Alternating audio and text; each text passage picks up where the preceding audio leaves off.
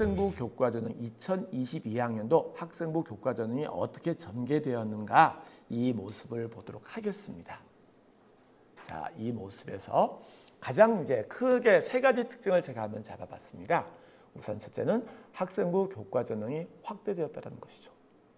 그리고 가장 중요한 것이라고 생각되어지는데 수도권 소재 대학에서 10% 정도 지역균형 인재 전형이 신설되었는데 대부분 다 학생부 교과 전형으로 선발한다는 것이죠.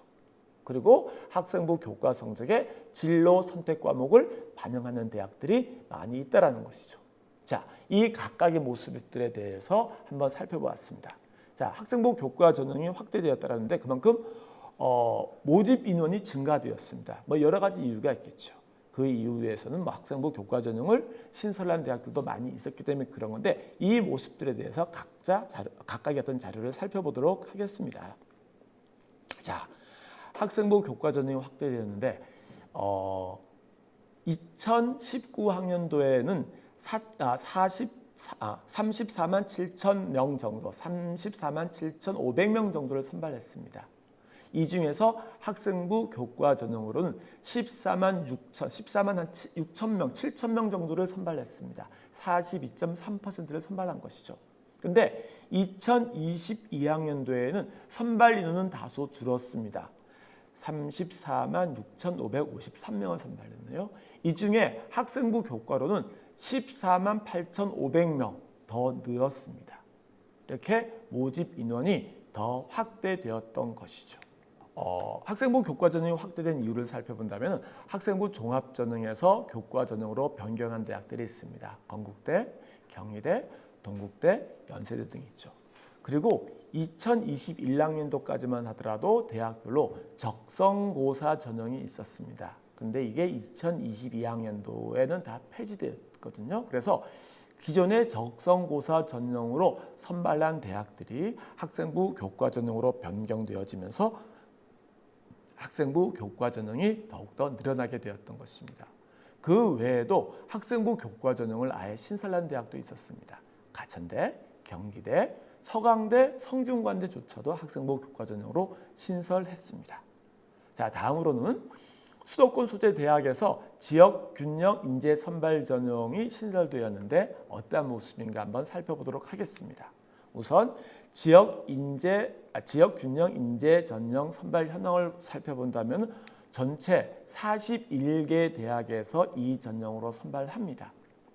그중에 학생부 100으로만 선발하는 대학이 33개, 면접을 포함해서 선발하는 대학이 6개, 서류까지 포함하는 대학이 2개 대학이 있고 24개 대학은 수능 최저학력 기준을 적용하고 있습니다. 그렇지만은 14개 대학은 수능 최저학력 기준을 적용하지 않고 있습니다. 이 내용에 대해서 좀 더 서울 소재 대학을 중심으로 자세히 살펴본다면은 서울 소재 대학에서 지역 균형 전형 선발 같은 경우에는 대부분 대학에서 수능 최저학력 기준을 요구하고 있습니다.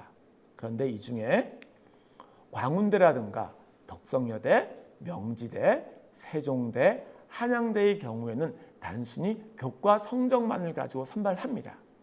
그런데 서울기독대라든가 연세대 추천형이라든가 이화여대 고교 추천 같은 경우에는 면접을 포함해서 선발을 합니다.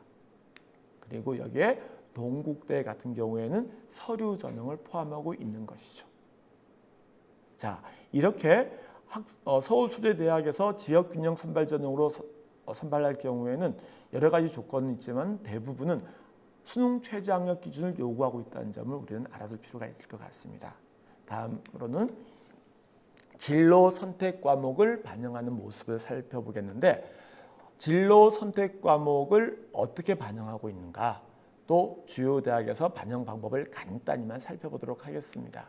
자, 진로 선택 과목은 대교협에서 한국대학교육협의회에서 조사한 결과 확인된 대학이 175개 대학 중에서 76개 대학, 그러니까 한 43.4% 정도가 되겠죠. 이 정도 반영하고 있다라고 이야기합니다.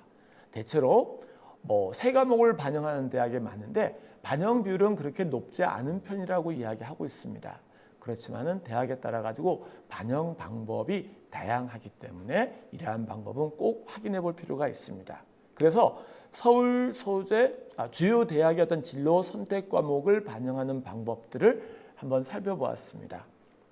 대부분 본다면은 나름대로 대학의 모습이 있는데, 예를 들어서 고려대나 서강대 같은 경우에는 A, B, C 성취도의 비율까지 반영한다고 하고 있습니다. 또한 성균관대나 동국대는 아까도 이야기했지만 정성평가, 어쩌면 세트까지도 반영한다고 볼 수가 있는 것이죠. 물론 반영하지 않는 대학도 있다는 것을 알아둘 필요는 있습니다. 자, 이상 해가지고 우리가 학생부 교과 전형에 대해서 짧은 시간 한번 살펴보았는데, 제가 생각하기로는 어쩌면은 2022학년도에 학생부 교과 성적이 그 이전 어떤 학년도보다는 상위권 대학의 합격자를 가장 많이 배출할 수 있는 그러한 전형이 아닌가라고 생각합니다. 그래서 막연하게 정시 선발이 늘어났다 해가지고 포기하기보다는 좀 더 적극적으로 내가 유리한 것이 무엇인가를 찾아서 그 전형에 대해서 한번 집중적으로 공략하는 것도 본인의 합격 가능성을 높이는 방법이라고 생각합니다. 끝까지 들어주셔서 감사합니다.